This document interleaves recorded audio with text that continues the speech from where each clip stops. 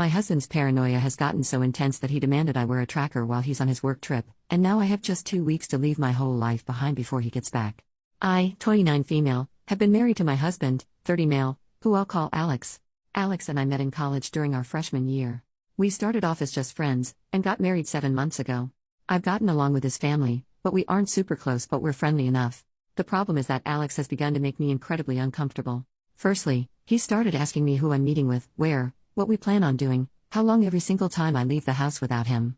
At first, I just thought he was being protective and a good partner just in case something happened, but then he started checking my phone after the visits, vetting and researching each of my friends as well. He also has been pursuing me to link my bank account to his, as he's in charge of the finances when he was perfectly fine with keeping them separate before. We fight about it almost every day. Finally, yesterday when he was preparing to go on a work trip for 2 weeks in California, he demanded I wear a tracker so he could keep an eye on me while he's gone. I can't do this anymore. I feel like I'm suffocating, and his family, who I've spoken to about his worrying behavior, just said he's being careful and protective as a good husband should. I need to gather my things together and find a way to be gone before he gets home without tipping him off. He's always threatened that if he ever found me cheating on him, he'd turn in divorce papers the same day. He keeps a filled-out copy in his desk. I'm going to submit those the day I leave.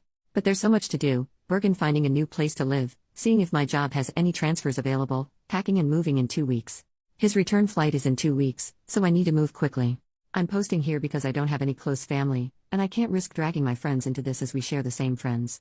I just needed a place to vent, and ask if anyone has any advice on the easiest and safest way to do this. Edit. Oh my god, you guys are amazing. I never even thought to not use his divorce papers. I'll check for cameras before I start any packing or prepping. I may also shred his divorce papers just in case and look into getting a lawyer for myself. I'm in a no-fault divorce state, that much I so remember, which will help. I'll update again when I know more. The tracker he wants me to use is a small clip to put on the belt or waistband.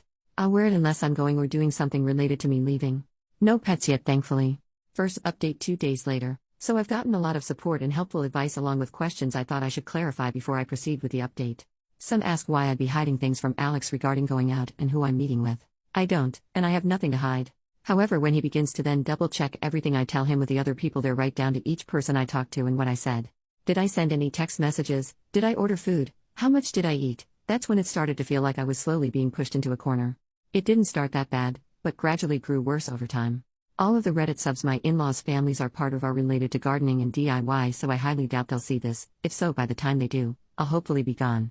I talked to my job and explained things to my manager. And they promised to look into openings in other states to see if they could get me into one. They'll have an update on that in 3 days. I trust that my bank account is secured, considering he's tried to get into it before and failed. I found one camera in the kitchen, another in the living room, and one in our bedroom. As such, I've left them in place for now and done all other planning, in the bathroom pretending I'm taking a bath. I'm honestly staying away from the domestic violence services as my sister-in-law is unfortunately higher up in those, considering she volunteers there, and I have a feeling if I did show up there, they would know in a heartbeat. I can't look for apartments until I get the update from my work, but either or, I'm still going to be leaving the state. The day before I do, I will be changing my number carrier and wiping my laptop and all of his electronics before I do. I've met with 2 lawyers so far and had them look over the paperwork. My husband had prepared and both said that it did have some clauses in it that could have caused me some trouble down the line. What alarmed all of us closed the fact that several of those clauses dealt with future children, and not as a hypothetical. Like several here suggested, I have a feeling he fully intended on getting me pregnant to keep me trapped and tied to him. There are 3 other locations my job could send me to, and I have. As a precaution, I've begun looking into all 3 cities and housing in the areas. Just in case one of those, this is the one they send me to. Even if they don't have an opening that they can push me into, then I will just have to quit, move and figure things out on my own. I have enough money to live and survive for a few months until I can pick up another job. Unfortunately, all of our friends are mutuals and would likely be unaware of the consequences of saying or sharing anything I do or say with my husband. I don't have any surviving close family, and obviously my in-laws are not a good resource to rely on. I am on my own, unfortunately, other than the wonderful bonds I've begun to make here. I will update again if I get more information or something else happens. Otherwise, I'll update when my work gets back to me. I do plan on leaving before he returns, though, just to make sure that I'm not anywhere near here at that time. Second update 1 day later. Good news. My work has an opening I qualify for that will not only shift me across the country, but also comes with a salary increase as well. I've started telling my in-laws and friends that I'm planning a surprise outing for when my husband gets back for just the 2 of us. This way, people don't give me odd looks if they see me out and about. I've even gone as far as asking my mother-in-law to show me his favorite recipes. Meanwhile, I found a moving company that, while small, is willing to work in a storm. The reason is in 5 days, we're supposed to get hit with a large storm front. I plan to shut off the breaker and say we lost power if he asks, just as several people here suggested, and even sent him a short clip of the storm. I will have all of my stuff moved that afternoon, and I will be flying out once the weather has cleared enough to do so. I have a lawyer who will push my divorce through, and I filled out the necessary paperwork so that I don't have to be here for it. I'm not suing for assets or alimony, and I've shredded his divorce papers as well. I've set up a cheap payphone plan until this is all said and done, at which point I will find a new carrier, number, and phone. This one is being wiped and left behind. My laptop is provided by my work, and the IT department inspected it thoroughly and it was clean, thankfully. No other electronics aside from my laptop. New phone will be coming with me. If Alex needs to talk to me, he can do it through my lawyer. Not sure if anything else will happen. My fingers are crossed that he doesn't think anything's amiss until after I leave, and I'm not turning the breaker back on when I do. He can when he gets home. My work is covering the plane ticket, so that at least is one expense I don't have to finagle in. Third update 7 days later. It's been a busy week, but I've gotten so much done. Firstly, I am now out of the house and am currently in a hotel while I look for an apartment. It's a big city, bustling with people no matter where you look. We had a pretty bad storm system hit back home, that actually lasted 2 days. High winds, thunder, lightning, and even hail everywhere. I didn't take much from the house: my documents, clothes, and important sentimental items. I left all of the furniture and electronics behind. I cleaned the house top to bottom and took pictures on my phone so he couldn't claim I damaged anything when I left. My lawyer has already started divorce proceedings, and my husband will be served on the 8th. His plane is due to land early morning, and the sheriff will be there at the house waiting for him. He is very much about public appearances and reputation. My lawyer will be calling him as well to inform him that I am more than willing to air out everything to the public about his actions if it means securing my freedom from him. I will go to court as long as I must to get this pushed through. I haven't told our friends or his in-laws yet. I will do that while he is on the flight to prevent him from getting wind of it before he's handed the divorce papers. I will be calling around and explaining why we're getting divorced, to try and prevent him from twisting this into somehow being my fault. I don't want him trying to claim I had an affair or something, so I want to get the truth out before he can twist this. I'm doing okay. I'm tired, but yet I feel almost jittery and off-kilter. I keep looking over my shoulder and monitoring what I say even when I don't really need to anymore. Hopefully that will fade soon. My work is covering the cost of the hotel, and I'm working on getting my other things in order. I also need to find a new GP as I want to get a full test just to make sure everything is okay. I don't know when my next update will be, probably when the divorce papers are filed or if we have to go to court to push them through. I will try to keep my head up, but it feels like I'm in a whirlwind or something with so many things to do and think about. I kinda thought it would be easier once I got out of the house, but while the fear is smaller, somehow the number of tasks only seems to have grown. Fourth update 7 days later. Sorry I haven't updated for a while. Things got hectic and a bit chaotic, honestly. Firstly, I'm working on getting an apartment still and have applications in at 3 different places and will hopefully hear back from them soon. I'm still going into work here at the new location, so I don't have to worry about burning through my emergency savings completely. I've gotten a lot of emails from Alex, his family, and our old friend group asking question after question. I have only sent one return email to Alex, explaining that I don't believe we are truly compatible, and it is best we separate now. That his treatment of me when I'd done nothing to deserve as such was just as much of a deal breaker as cheating was for him. I ended the email with the statement that I would not be contacting him further, and anything else he needed to pass on to me or vice versa would be done through my lawyer. For his family and friends, I just typed up one email outlining everything that had happened and why I left. I told them I wished them no ill will, but that such treatment of his wife and partner was not acceptable. That should Alex get remarried in the future, I wish they would help support both partners and not just Alex. Alex, from what my lawyer told me, was livid when he was served. The sheriff actually ended up booking him for assault on an officer and menacing due to the threats he was shouting. His father bailed him out in a few hours, but with the testimony of the sheriff, my lawyer believes I have a very good chance at getting a restraining order. Alex, upon returning to the house, apparently lost his temper again, breaking the dining table into pieces as well as the TV, and putting several holes in the walls. At least that's what one of the emails from one of our friends reported, as Alex called him to help him clean up the mess. My lawyer already has pictures of the house I took, with timestamps as evidence nothing had been damaged by me. My friend reported that Alex tried to claim I'd been the one to trash the house, but the holes in the wall were at head height. Alex is 6 feet 3 inches, and I'm 5 feet 4 inches, so he knew that was false. Either way, taking the pictures definitely will help me, so again thank you everyone here for the advice, because I never would have thought of that on my own. My work won't share details of where I am, as I do work with some higher-end clientele who value security, and that information won't be gossiped about. And no, I'm not some escort. I deal with contracts, notary, and business management. As such, even if Alex tried to use my work to find me, he wouldn't succeed. Fifth update 12 days later. It's been a little bit, and I thought I'd answer some questions before giving my update. It may be a while after this until things change. Firstly, no, I didn't bring my car. The public transport here is good enough to use without needing one. I have secured an apartment, and the building has good security. You need a key card to enter, and there is a security guard at a desk right by the entrance to the building.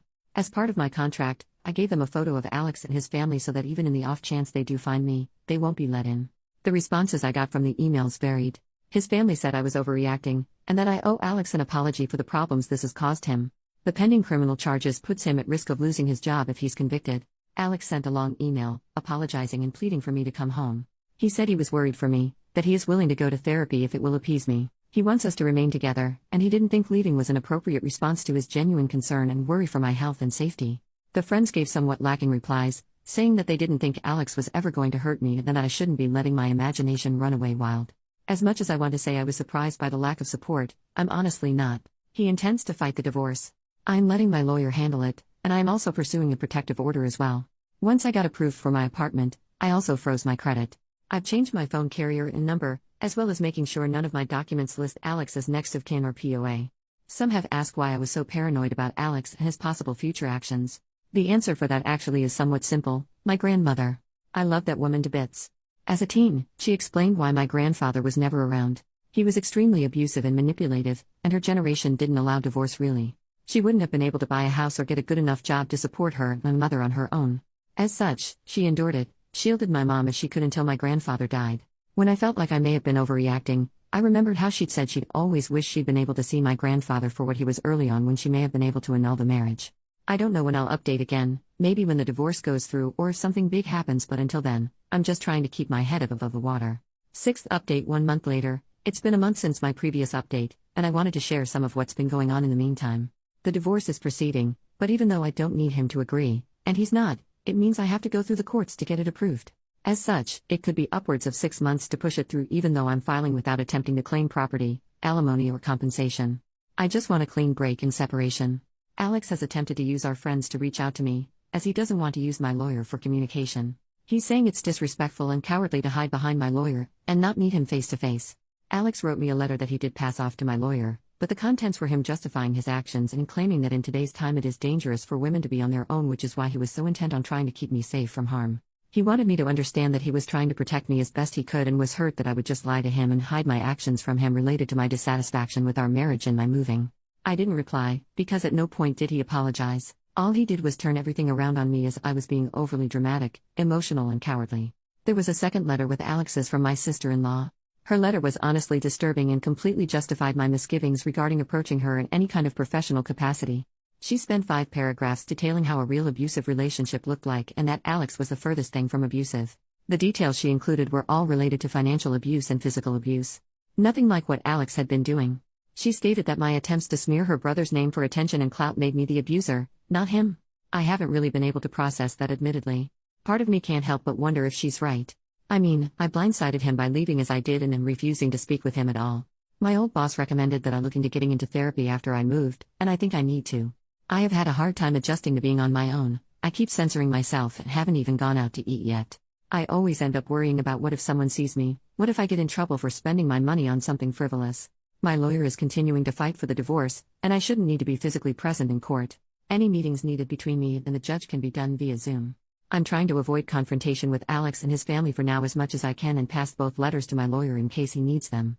Our friends are mostly trying to avoid taking sides still, and I'm honestly approaching the point of just letting them go as well. I'm tired of fighting for them to understand at this point. I don't know if anything is going to happen, so my next update may not be until around mid-November depending on how long it takes to push the divorce through.